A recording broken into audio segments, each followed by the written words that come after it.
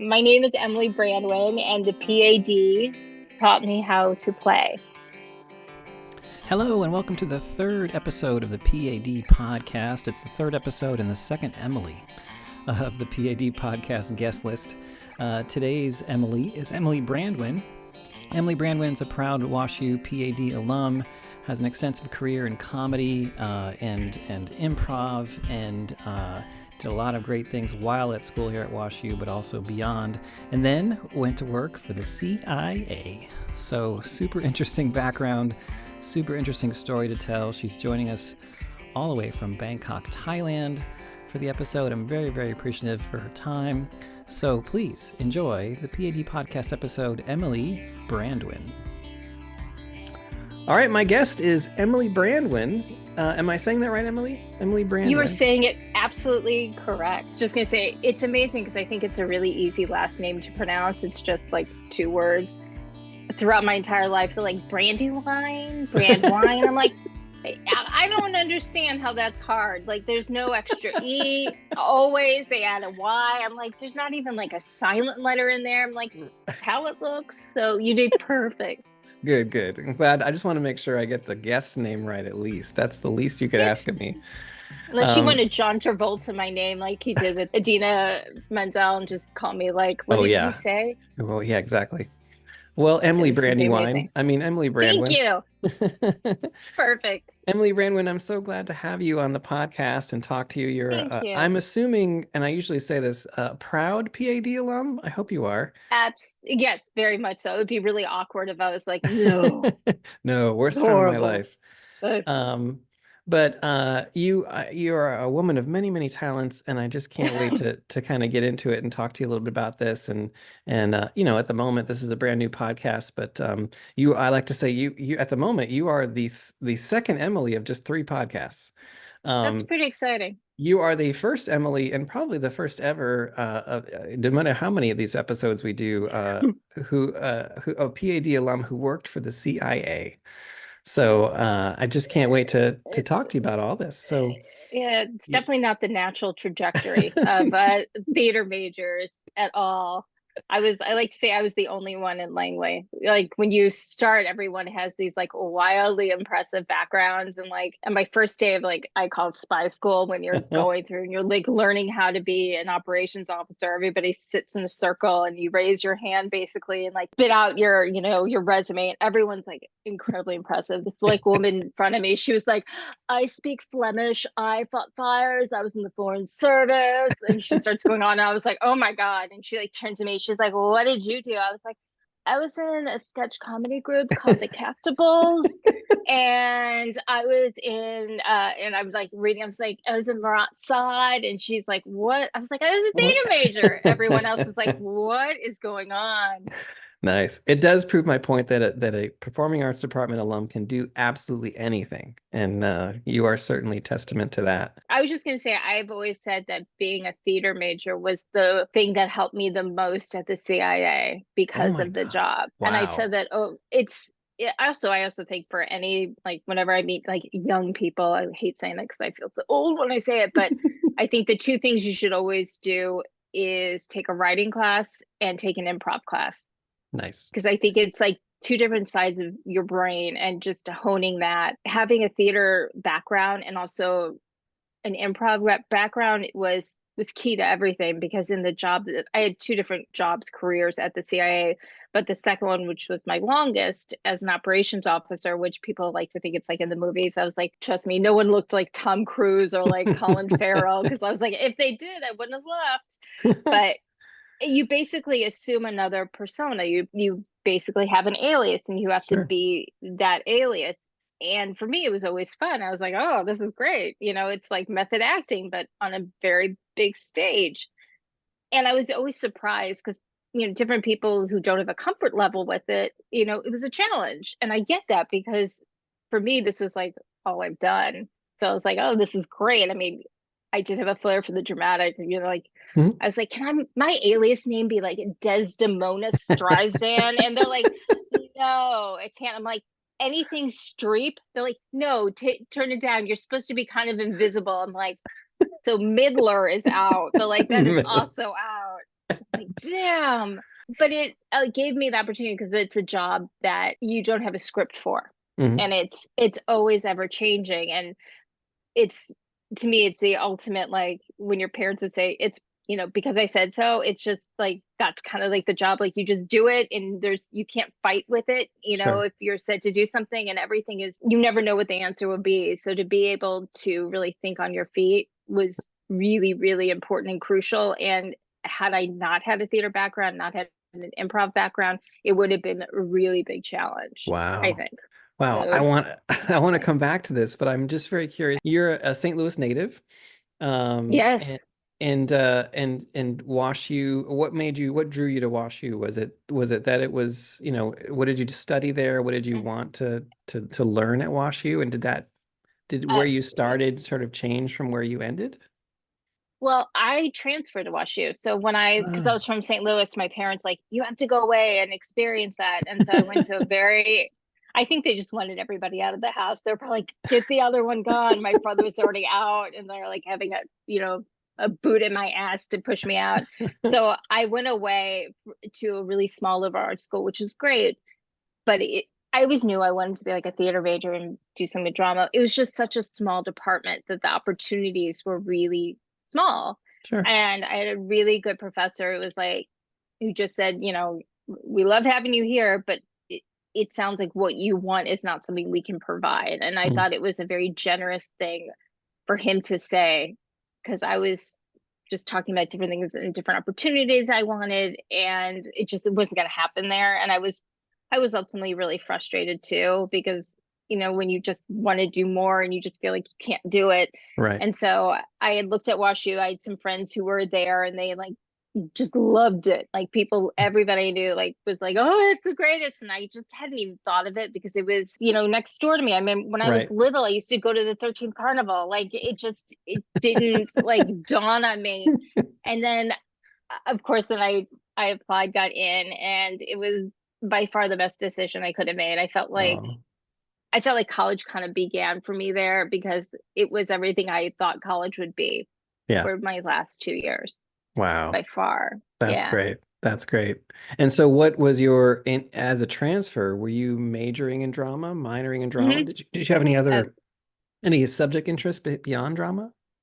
no, I mean, I wanted, like, think of like a lot of drama kids. I was like, I'm going to act. And I wanted, theater acting was always like the thing that I loved. And so I knew I wanted to focus on that. And even the acting classes that I took at WashU were so different from what I had at the other school. And it was the first time I understood like there was a technique to it. There was a Mm, craft involved and it was like very eye-opening. I'm like, oh, this is how you do it. right. It wasn't there was a real method to everything. And so I think it was just so eye-opening to take all of those classes, which was great for me. I had taken a lot of prereqs and other, classes in other areas. So to be able to just really focus on that was such a Mm, gift. And I loved it. gotcha. Wow. And so, Loved it. yeah, and so Anna Pileggi, by the way, I spoke to her earlier this evening. Ah, She sends her love. They're all I'm sure I all of love my colleagues are quite proud of you, the ones that you knew when you were here. do you want to can I tell you a fun Anna story? Oh, we'd love to have that. So I, well, I'll give you two. First of all, I love her so much. I did a scene from The Miracle Worker in her scene study class that like literally evolved into like a Lucille Ball like movie. Like I was with this girl. We were I can't curse, can I? We were You effing up can, yes. so okay, we were like a fucking mess. It was so hilarious that Anna started laughing so hard that all I heard in the background when we are doing our scene is Anna going, I'm gonna pee my pants. It was so horrible. We were so horrible. We were laughing. Everyone's laughing. I like caught a glimpse of Anna and she had tears coming down her face, and I will never ever forget her like laughing that hard. But when I had left, well, sure, I think it was my senior year I was leaving. I had always every summer taught a children's theater in St. Louis. I don't know if they still have it. For a Hmm. while, it was Clayton Summer Children's Theater. Hmm. And the woman who owned it and like started it, she's like, it's yours now. And she gave it to like me. And she said, if you want it, you can have it. It was beautiful. I'd worked there every Wow. summer. And the last couple summers, I had basically taken over and she just did a little bit of work. And I was like, I just wanted to like, play with the kids and do theater games. I didn't really want to direct it. So Anna directed it. And so Uh, I taught, I was involved with like the curriculum. So I would teach the kids. Anna directed and Emily Wells did the set. oh, nice. Your first Emily. And I was like, that's pretty cool. So it What a was a very small full world this circle. is. Yeah. Yeah, she was great. And I adore Anna and Bill and Oh, they're lovely, lovely, lovely humans. I just adore them. they really are. They've been amazing colleagues for the 13 years I've been at WashU and Wow, 13. 13, yeah, but I mean they've been there much longer and I just it was indicative to me that this was a good place to come and teach when I realized how long people had stayed. It was clear It's that a big deal. yeah, Anna and Bill are beloved colleagues here. Well, Anna sends her love. And as you know, when Oh, thank you. I can actually hear when you said she was laughing, as you know, her laugh can pierce sheetrock. It can go through Uh, walls. Literally. And it was like what I appreciated, she was trying to muffle it at one point I because like bet. we're in scene studying, we're trying to do something so serious.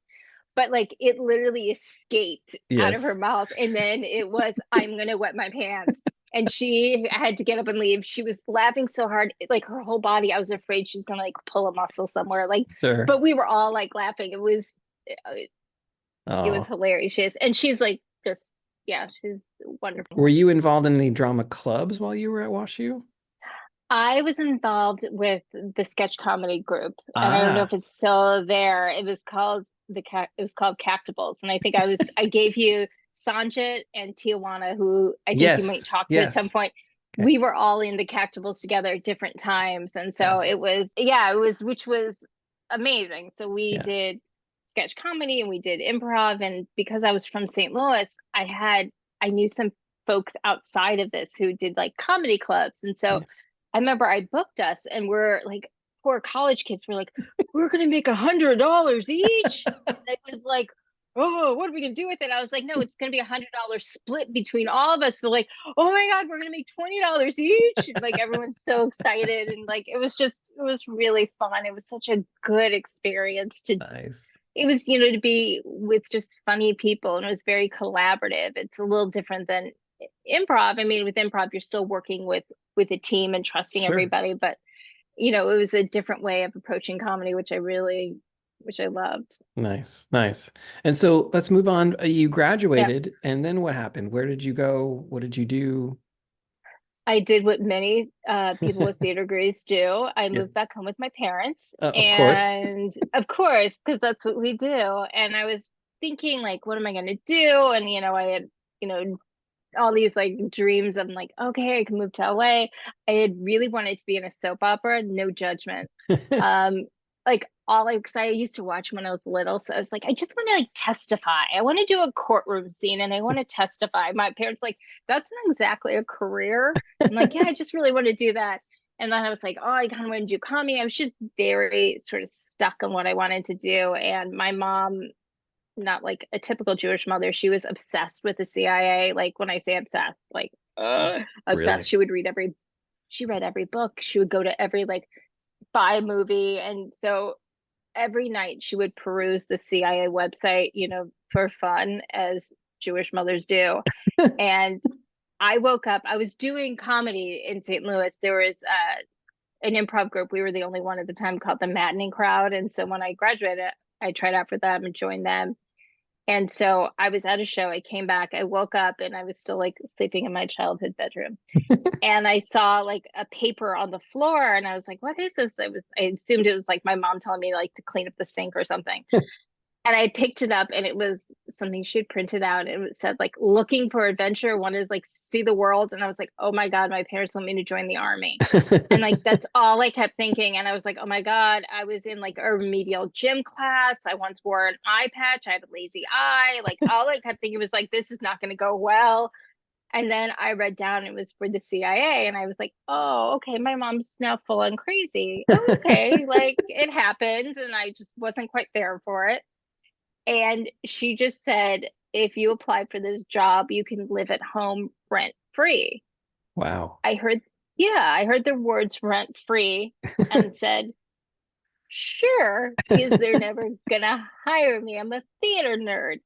And so, much to my surprise, like I applied and then the whole process just, it's a very long process. It took over Mhm. a year to do the whole thing, but it just started to roll. And I was like, I think I might get this job. I'm like, Yeah, what I yeah. did to like just appease my parents, I'm like, oh my God, I think I'm gonna join the CIA. This is crazy. Um, I read in an so interview you yeah, said you were consistently getting letters with no return address. yeah, you get envelopes with no return address and then in like manila envelopes. And it was sort of like I described the process is kind of like applying for college, like join the CIA, because when I was doing it, they would ask you like essay questions, like tell us about yourself, tell us more about yourself, what's your best quality, and like after a while, like you get asked a lot of times the same question, Yeah. and there was like it was funny. They were and I my parents like did not suggest that I did this, but I did it anyway because I thought I knew better. And I was like, I'm gonna be funny. I'm gonna show them who I am. And they're like, so they said, what's your best quality? I was like, sense of humor. What's your worst quality? Thighs. And I was like, it's gonna kill. It's gonna kill. And my parents like, can you not write thighs down as your worst quality? I'm like, no, I'm sure they have a sense of humor. And then I really thought I was like, when you're in your 20s and you feel everything so intensely. So the last essay was like, is there anything else we should know? Write an essay about it, something to that thing. And so I wrote a poem Oh, to get into the CIA, as one does. and it It worked. and it worked, which is That's shocking. So, amazing. well, do you know what's even worse? Since like I'm sort of embarrassed, that's why I'm sharing this, of course, now on a podcast. So during the process of applying to CIA, they flew me out quite a few times, to get a polygraph, to get interviewed by a CIA shrink, like just all these random things. So I got towards the end, I got flown out to be interviewed by people who I'd be working with. And this woman, it was two women who were interviewing me, and I look over and I see my poem on the lap of this woman who's interviewing me. And I see that she took a red pen and circled all of my typos and all of my grammatical errors. And all of a sudden, I'm like, I turned this in without spell checking it. And I was like mortified. I was like, can I tell them I'm like E.E. Cummings? Like, how can I play this off? There was like no way. I mean, it was riddled. It was like she bled all over this thing. But for some reason, yeah, no, it absolutely worked. And It's I just amazing. recently found the poem, and my husband had been asking me, he's like, I want to see the poem. And I told you we just moved to Bangkok, so we were packing up everything, and I was like, oh, I found it. And I screamed, I'm like, I found the gold, I found it. And like I started reading it to my husband, and his like face just turned white. He's like, you use this to get into the agency? I'm like, I did. Your good That's government dollars. I don't think the words CIA application poem have ever been put together in all of human history. Ever. There was to a point where I really wanted to see a copy of this poem because I knew it would be like literally comedy gold. And when you apply, they have there's a form you can fill out, and I forgot what it is. It's just like anything the government's like 18 letters and 15 numbers, like the Yeah. A54967 elephant, form type 2, whatever, and you can get your files back. And so I was going to do that just to get the Let's get the poem, poem but back. that's all I wanted. People will do, and like I think people are spying on me. I'm like, oh, I don't give a shit about that. I just want the poem. But then I found the poem, and I was like, yay, I found it. Oh, I love it. In oh, and if you're curious, the title was "I am a butterfly waiting to emerge." Gosh, that is It does not get amazing. worse.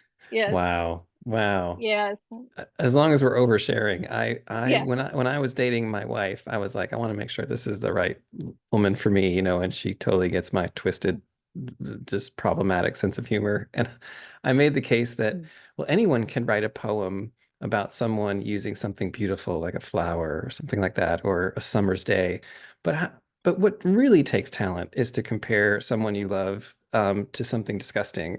I wrote a poem. I wrote a poem. Our love is like diarrhea. I think. and I have it somewhere. But we've been married 10 years. I was And gonna say, it's like, it sounds like something you should frame for your 10-year anniversary. yeah, exactly. Just saying. I'm just saying, yeah. Well, that's You may want to so do that. amazing. And I don't want to get us into trouble. So you can't necessarily say Mhm. how long you served in the No. CIA, correct? Um, Yes. but now, like, was there anything else about that experience that you'd like to convey? You mentioned earlier, I was at the top, how Yeah. much the skills you learned Yeah. in PAD and in theater, improv, and that type of thing helped you, right? It was the most helpful skill that I've had. And I get a lot of people because I'm on social media, which is either good or bad, just depending on, Yeah.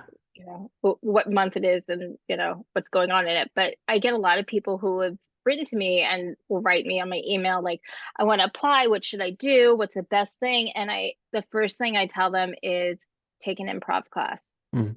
And not even because you may not need it for your job or take a theater acting class, it's because it gets you out of your head. Hmm. And a lot of times when you're applying for a job at the agency, for example, like you get in your head because the stakes are so high and it's so much, everything is bigger than you. Yeah. And I think the ability to think quickly and to not be in your head so much where you're looking at every decision you're making, but you're able to act intelligently and to make good decisions quickly, Hmm. that to me is a skill that you learn when you act and when you do improv. If you think about an acting, you're always trying to be in the moment. And Yeah. at the CIA, you have to be in the moment all the time so you can react. And by far, I know we were doing when you go to spy school, which I'm sure there's a much better name for it, but I'm like, it's spy school. It's like camp, but for like spies. Oh, by Right. the way, they're not called, if anybody listens to this and they work for the CIA, they're not called spies. You're called operations officers. People at the There. CIA, they're not spies. They're the ones who we recruit spies. So we recruit the people to do the actual espionage. Okay. I always like, so when people, you see people in like movies, like, he's a spy. He's not a spy. Hmm. Because like CIA wonks will like email me like, that's not what it's called. I'm like, I know it's not what it's called. I know. It's fine. Just humor me. That's what everyone calls it. It's fine. Right. Um, but I always tell people like that to me was the best background I could have. And also if you want to go into the track, also I tell people like whenever they ask me, like, I want to join the CIA, I always say why. Mhm.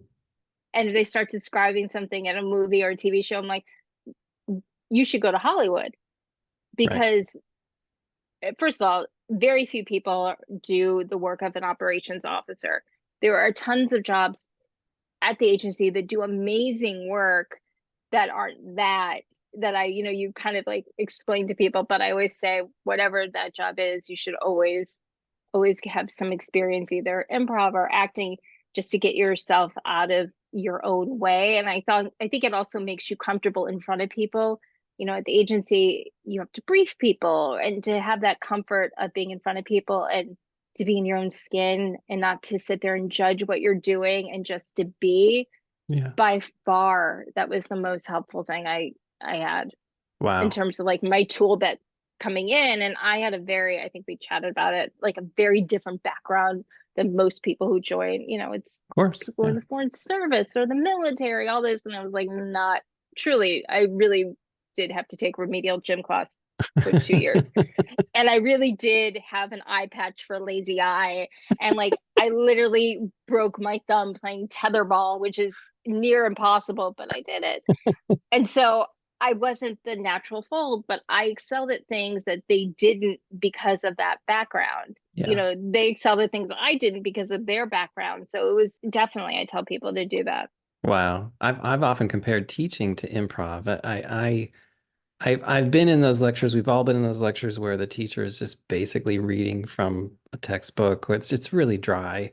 And for me, I'm like, I just put together something visual that the picture I see that I've already pre-planned, of course, is the trigger for what I want to say. And then the focus is still on me. It's not a scripted thing. It's not, I mean, it's always different from lecture to lecture for me, but it's kind of like improv. It really is, I think. I've never had much in terms of acting training. of any kind. I'm a behind the scenes guy, of course, but there's something about it that feels like I'm in the moment and I'm reacting from students' reactions. I'm reacting to student questions. It's kind of improv-y.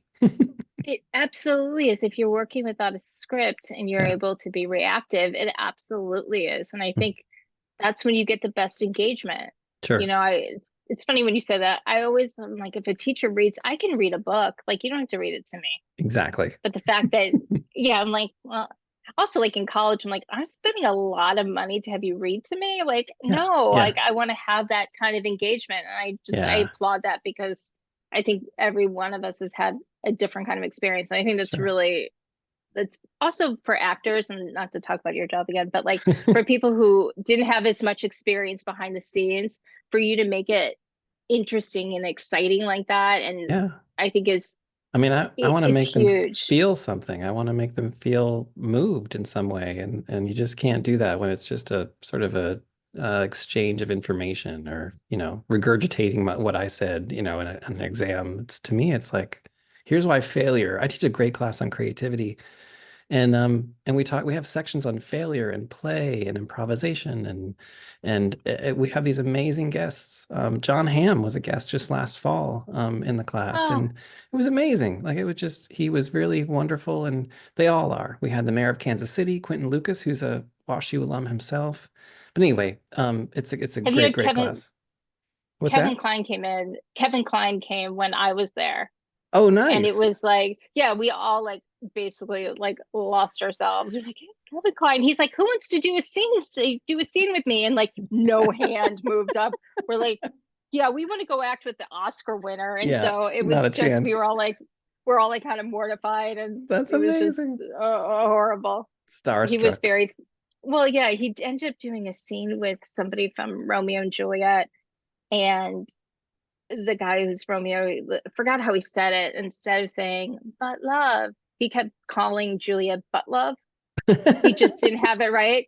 And so I just remember Kevin going, "So I'm just gonna stop you here. I love your emotion. I love your commitment. I don't know if you realize this, but you're calling Juliet but love. And she probably doesn't want to be called ass love. So, and it was just he Right. was so lovely about it, and then worked with him, and then he was great. And so I always thought that was like a That's very cool amazing. moment. Amazing. I don't want to squander too much of your time, so Yeah, I want to get you to have your sort of whatever. your post CIA Yeah. life. You've been doing so many things. You've been on television.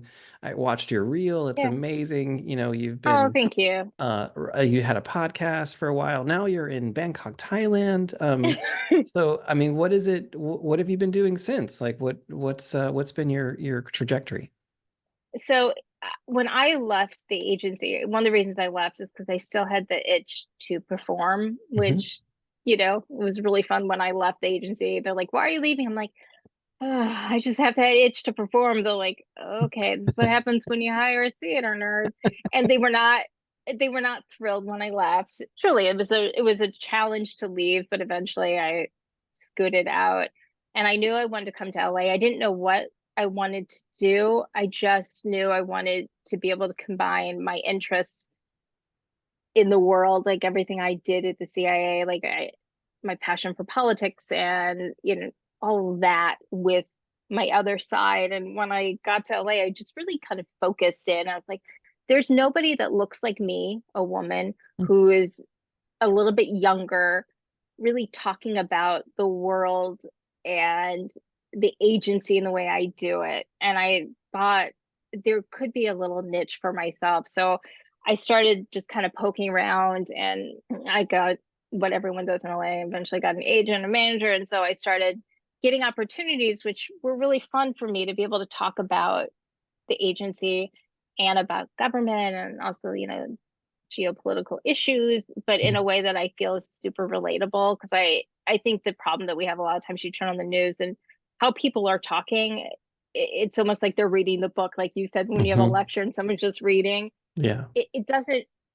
These are big issues that are going on. It's huge, and it affects every single one of us. And I think it's so important that the people that are sharing the information in the world are doing it in a way that is relatable, that makes you stop take notice and really take in that information because it's that important now more than ever. And then from there, I just started getting more opportunities. And I also did another podcast with a couple other folks, who were, Yeah. so any of these new people like Jamie Harrison, I don't know, he was running against Lindsey Graham, if I remember, but I Yeah. remember talking to him because now I think he's the head of the DNC right now. And as I was listening to him talk, I was like, I think I'm listening to the president. Like he's going to be somebody special. And it Sure. was really exciting to hear and talk to these new voices. But talking to people who are like you and me, who just said, I'm frustrated, I want to make a difference. A lot of folks didn't win, but to me, that wasn't the real point. The point Right. is, I was so inspired that people felt that call and they said, I want to make a difference. And I thought that's what was inspiring. And I had hoped that by having a podcast talking to, people like that, that it was inspiring for other people, if not just to vote, Right. even if just get to the Right. polls and vote. And it is like when people say they don't vote, I'm like, Well, I want to. I literally what you can't see me because it's a podcast, but I'm like yeah. raising my fist. Like I just Yeah. there's no excuse for it. But so Right. I had hoped it would do, but it was exciting for me. To me, that was the ultimate combination. I also, like one time I interviewed the creators from the Americans, which to Hmm. me was like it ended up becoming very meta. Like, we were talking about the agency they did all this stuff, and you're like, ah. But yeah, it was fun. I've Amazing. had some opportunities to write for different outlets, which it's very much a challenge. I like talking better than writing, so it was a good challenge for me to write because and also anything I write, if you worked at the CIA, you have to send to the CIA into perpetuity Oh, to get approved. So even though like I wrote a piece about like my dating exploits of the CIA, like yeah. literally I read that one. nothing, Yeah. you That know, was in Marie Claire magazine. yeah, Yeah. Yeah. that was fun for me to share with my mother-in-law. She's like, "Oh, this is great," and she's like, "Maybe I don't share this with Temple Sisterhood." I'm like, "Maybe not." Um, So even that had to be submitted to the CIA for, everything. They wow. have a publication review board Hmm. that sits, and every time anybody, so the guys who wrote the Americans, one of them, Joe Weisberg, used to work at the CIA. So Hmm. every single script went to the CIA for approval, and then Wow. they did it. Wow. So anytime you see books, they've all gone through the process. Sure. There was one guy who basically, his name is Bob Baer, and Syriana, the movie, was based on one of his books. He was getting such a hard time from the CIA. Like he left, and there's a lot of ill will between them, and the publication review board kept redacting things and not letting him put stuff in. So he published his book redacted. So as you're reading it, you just see black lines, and so you basically kind of know what's in there. And it was just kind of like screw you to the CIA. But Uh, anyway, sorry for that wow. tangent, but No, no, no. It's yeah. fascinating stuff. So I always feel like a little connected to no matter where you go, just connected. And Sure. oh, Bangkok for us, we just moved like 6 weeks ago, so it's still a Congratulations. very, thank you. It was something. I know we chatted a little bit about it before. My husband and I, for about 10 years, we used to come every summer, not every summer, every winter. And obviously before COVID, and then after COVID, we started coming back. And every time we come home, we're like, how do we live here? Like, how do we do this? And Yeah. then I think for both of us, we both experienced some losses in our life, and then just said, this is silly. Like, I Mm. can work anywhere, he can work, so let's give it a go. What's the That's worst thing that'll wonderful. happen? Wow. So yeah, I mean, it was a pain. Like you have to pack up your house, and like that's when you find things like your 15 or 20-year-old poem from the sea, and you're like, CIA we application pack. poem. Or like, Yes. do you still have stuff from your wedding that you've never used from your registry? Oh, I'm sure. I'm sure. Yeah. And that was my second wedding. Do you now you've got I two remember. different things here. Yeah. My first marriage didn't go so well. And I remember registering, I think it was at a Target or something. And they give you those little scanner guns. Oh, it's so And much power. well, behind her back, I was scanning like boxes of cookies, stuff like that. And and then these cookies appeared at our wedding, and my wife That's was like, amazing. "What the hell is this?" I'm like, "I don't know, Yeah, I do. but I'll eat Target them." just throws it in. Yeah. So, So weird. They're my yeah. favorite cookies too. Exactly, Mm, exactly. This is cool. that's So, well, hilarious. congratulations on Thank you. taking the leap, should I say? If I may, and I've only known you for what, 40 minutes, but I feel like there is a quality about you that is I don't want to say a risk taker, but someone who is sort of like, why the hell not? Like let's just take the leap and see how it goes. And as you said, with improv, you make decisions on the fly and you can iterate through your life. Would you say that that's sort of something that this new adventure, this new journey you're on was indicative of everything else you've Oh, done? a million trillion gajillion percent. So the Mhm. answer is yes. Mhm. Um, my husband actually had done improv too, so I think Ah, it nice. worked out that we were both very like-minded. We both met when I moved to LA. And so we always had this like little motto. He learned it in his improv class, but we always say it all the time. Don't play ping pong, play tennis. Like if you're Nice. going to do something, do it. And Yep. it's sort of like in improv, there's always this thing like if you're bringing like a gun on the stage in an improv thing, you shoot the gun. Like Yeah. don't just do it, do it. Yeah. And we always say that we're like, okay, we're going to play tennis, or also like the other thing is I always say just say yes. Like Yeah. it's so easy to say no to things. It's the easiest thing, especially when it scares you. Yeah. And there have been so many times where I've been like, I don't want to do it. And my husband will just be like, just say yes. I'm like, I don't want to do it. And he's like, just say yes. And of course he's gonna listen to this, so he'll gloat, but I'm like, he's always been right. Like Yeah. I'm thinking about like stupid things. Like we went to a wedding and the groom, like 2 minutes it was wedding supposed to start and he's like, Emily, come here. And I was like, yeah. He's like, so the guy that's gonna marry us? I'm like, yeah, he just called. He's gonna be 3 hours late, stuck in traffic. I'm like, oh my God, Tom, I'm so sorry. He's like, yeah, so can you marry us? And I was like, I'm sorry, what? And he's like, I'm like, you want me to, I'm sorry, what? I'm like, I didn't even get a blowout. Like, I can't do this. He's like, I think you'll be okay. And I just turned to my husband and he mouthed, always say Just say yes. And I was yes. like, okay. And then I got up, he's like, you're playing tennis. I'm like, I hate that metaphor. And then, but it like turned out to be like so special. Like for me, it was like such an Mm. honor, but also to be able to be like, you said yes, nothing happened. Like nothing bad happened. Right. Like, Right. but I think Yeah. that's kind of how we do. And also, I don't think I thought of myself as a risk taker until obviously I joined the CIA. And then I was like, oh, I guess I am a risk. Like Yeah. it's hard to think of yourself in certain ways. Also, I just think of Bangkok as taking a really big risk because like, well, one person's like, what are you going to do if you don't like it? I'm like, oh, well, they shoot you if you don't like it. I'm like, I'll come home. Like Right.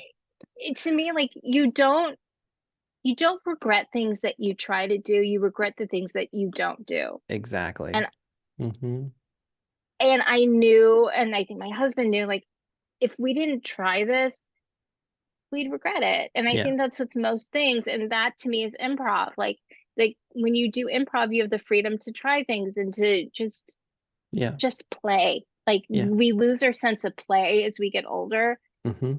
And I don't mean that like pejoratively. Like I think there's something innate that we should hold on to because that gives us the freedom to play in such a big, beautiful way. Yeah. And I'm like, we still like wake up, we're like, we live here in Bangkok. This is crazy, but we love it. And it's been such a special like time.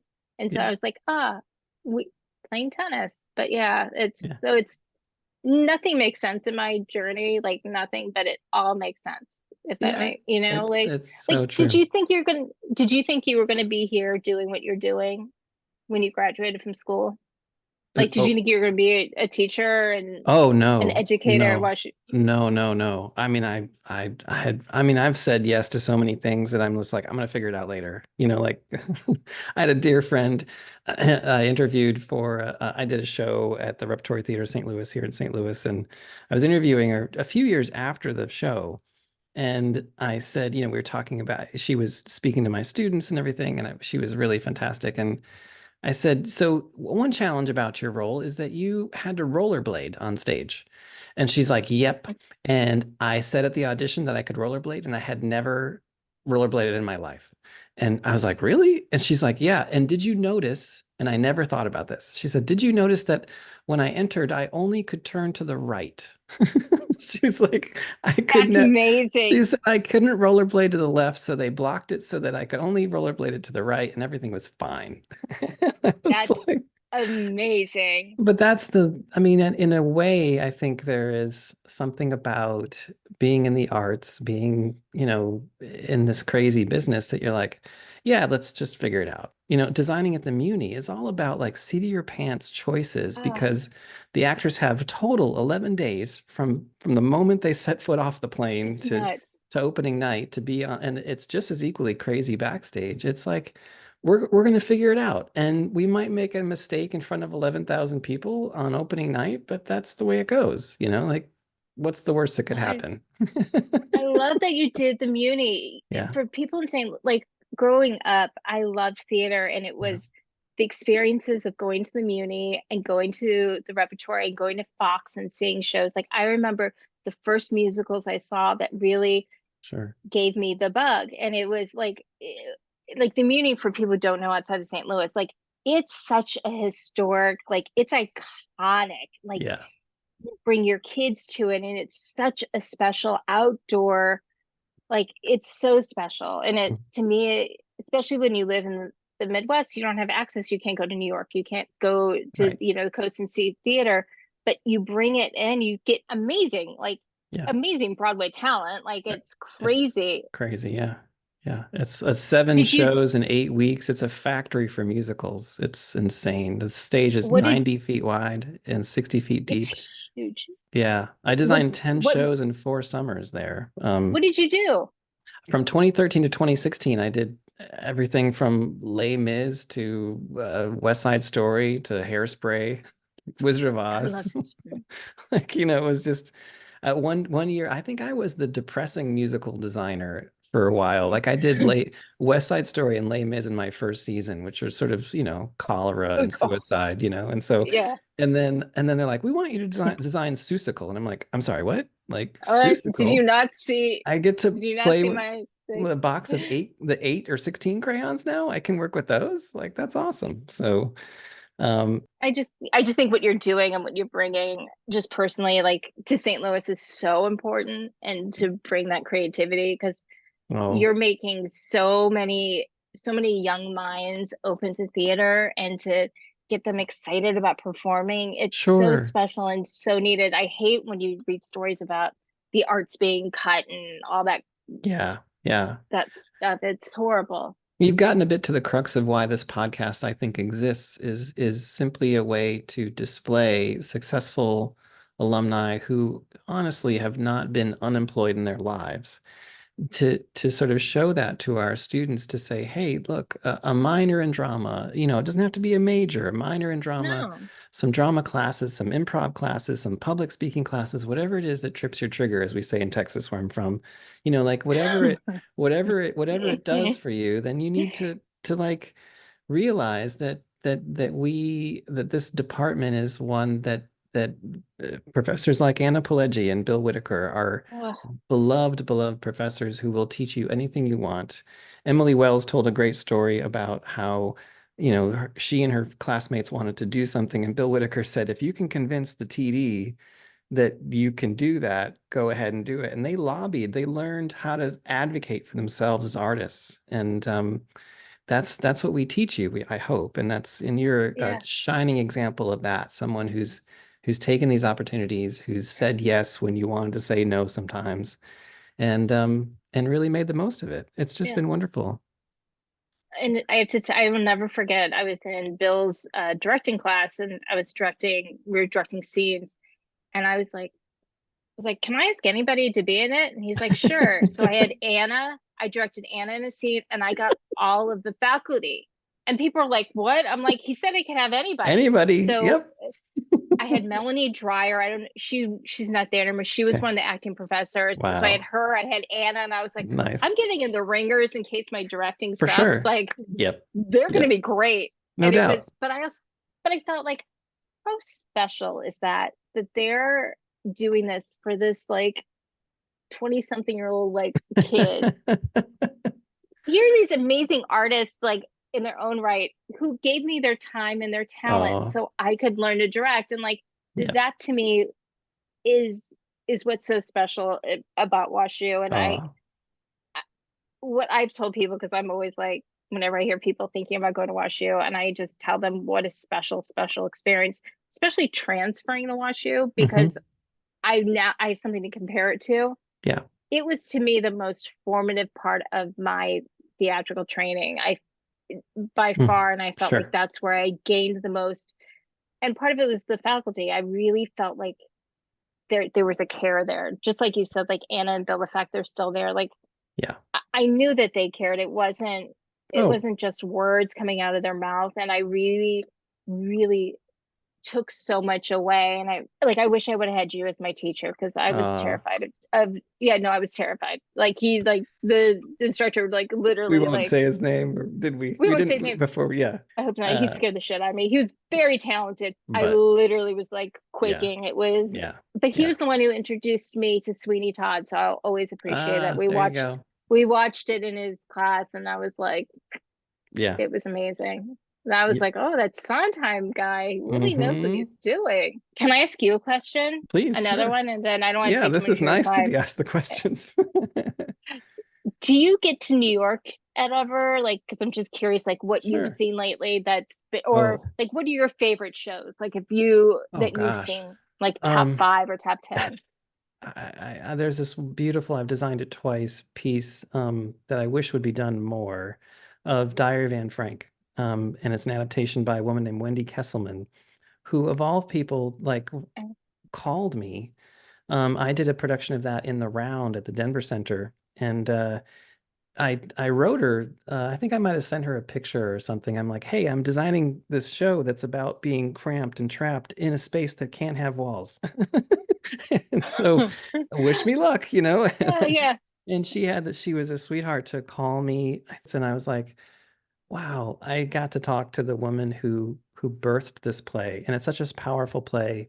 It was a powerful production we did in Cleveland as well. I've done it twice, like I said, Denver and Cleveland, and the one we did in Cleveland, I'll never forget. We had the audacity to encircle the audience with fake barbed wire, and we had costumed actors as SS officers patrol the perimeter, so the audience felt trapped as well. And it was God. visceral, and it was like it was testament to the power of the theatrical form that breathes life into a written piece and makes it visceral and makes it powerful. And there was one preview I'll never forget.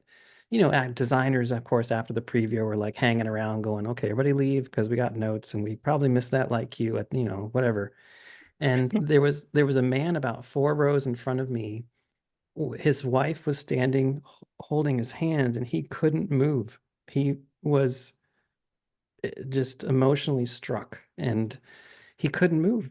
And in a way, as a theater artist, you're like, that's a win. That's a Yeah, big win. totally. Like that Yeah. that guy, we profoundly affected this individual to the point that they could not move. And it was like, wow, that just like That's drives home why you do it, right?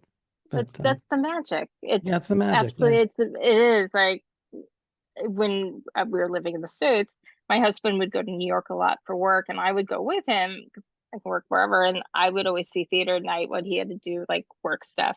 Yeah. And I remember I saw a show, and I was literally like bereft, and I was like hysterically Mm. crying. And when he saw me, he was like, "Were you in a fight?" And I'm Oh. like, "Why?" He goes, "Your face." And I looked in it like I looked like Alice Cooper, like all my makeup it's like strewn on my face. My eyes were bloodshot, and my I love nose I it. had snot coming, and I was like, "Oh my God, I'm Yeah. hideous." Yeah. But to me, it was like it's the power of it. Like Yeah. it's Yeah. just there's it to Yeah. be transformed just a little bit, and that's what I think is so. It's beautiful, and it makes Yeah. you. And Yeah. I think it also it makes you very sensitive to the world in a way that's really. Yeah. that's really important. And so like the fact that you could do that, it's Yeah. just, And talk about and he'll always, the power of the story. Like this director, shout out to Laura Kepley who directed it. She did an amazing job. We had our first design meeting about 2 weeks or 3 weeks after Charlottesville happened. And we realized, and oh, she realized, she said, you know what? I thought we might want to go a different direction with this piece conceptually, not to say that we would do something crazy like Anne Frank on the moon or something like that, yeah. It's but like Starlight Express. yeah, exactly. Uh, But everyone's on roller skates. she said, I thought we might want to, like, I don't know, in a normal time, if such a thing exists, we would go, maybe we would stylize this a bit. And she said, no, now, given what's happened in Charlottesville, we have to be as accurate, as true to the story as possible because Absolutely. it did happen. It's not something anyone can deny happened. And it's, Although it was, people are, which as you said that, I was like, I hope more people do that show and shows sure. like that, because I think, and I won't get too political, but Hmm. I think that's been so hard now is people denying the truth and people denying facts and people Hmm. denying what things have happened in Yeah. our history, Yep. and to have art represent the truth Yeah. is so important, because maybe that will affect somebody, maybe that will hit somebody, maybe that will make somebody stop and think and go, maybe I was wrong. Yeah. That Yeah. is my hope. True. And I think True. it's so important to do those. And I hope those pieces continue to be done. And I know they're difficult. And I know people going into it, they're like, okay, I'm going to have, how long to watch this? Yeah. Yeah. You got Yeah. to But you, give your time you give yourself though to that. It's a yeah. gift you give to yourself. Yeah. Yeah. I wrote a book. I wrote in this book about the power of not knowing, that the courage audience members take of going into the unknown, not knowing what this story is going to do to them, but they're going to put their cell phones away. They're going to let this story wash over them. Someone asked me once, "Are you religious?" And I said, "No, the theater's my church." That's Like that's what we do. It's what we are. it still is mine. Like Mm. to all this time, it's very much my happy place. Our wedding, we named all of our tables after shows that we liked, I love it. which I thought Emily, I don't want to keep you any longer than I it's already have, but it's I been delightful to chat with you, and I thank you do so appreciate your much. time, very, very It's much. my pleasure. It's my Yeah. pleasure. And I'm so glad you're doing this, because, I think people don't realize just the wealth of opportunities that WashU can provide, because Thank you. we're in St. Louis. And so I just think it's the best choice.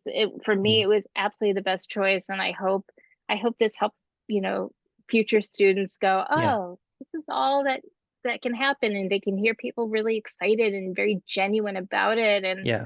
Yeah. And if you ever want me to talk to anybody, if anyone Thank needs you. to, I would be happy to, because I just think it was really special. And I love that Mm. you're doing this. And it's a testament to how committed you all as faculty are to the experience that students will have. And I think Uh, it's really special. And it's thanks. not common, even though Thank people will say it is, it's not. Thank you. So thank I'd like thank to think you. this podcast itself is exemplary of the qualities you have. That's just like, what the hell? What could go wrong? I might have 3 listeners, but I'm Who gonna do this. cares? So yeah. Well, Thank you, thank Emily you. Brandwin. Thank you. A round of applause here, 11 o'clock at night here in St. Louis, 11 o'clock a.m. where you are. Thank you so much. And if you, they can, not to be really LA, but Yeah, can I give my handle of for, course. Please do. Please do. if I you're on follow you Twitter, already. Yes. I saw that. I was like, Twitter, Instagram, at CIA Spy Girl. Not super creative. My husband was in branding and marketing. He's like, make it easy. I'm like, okay, That CIA Spy works. Girl. That works. And yeah, and if people have questions about WashU or the CIA, I also have an email and my website, which is Okay. CIA Spy Girl, and I'd be happy to answer anything. So Nice. anyway, We'll thank you again. hyperlink your website in the Oh, description thank to the you. podcast. Yeah. Thank you. Thank you, Emily. Thanks. Have a good night. Thank you. All right, a big thank you to Emily Brandwin for joining the podcast. I hope you all enjoyed her visit with me from halfway around the world. I think a lot of inspiration about just taking chances in life, going and it's tennis, if you think of it that way. So swing big. It's been a wonderful, wonderful time to get to know her. And I'm really glad that you all took the time to listen to the PAD podcast. So until next time, thank you.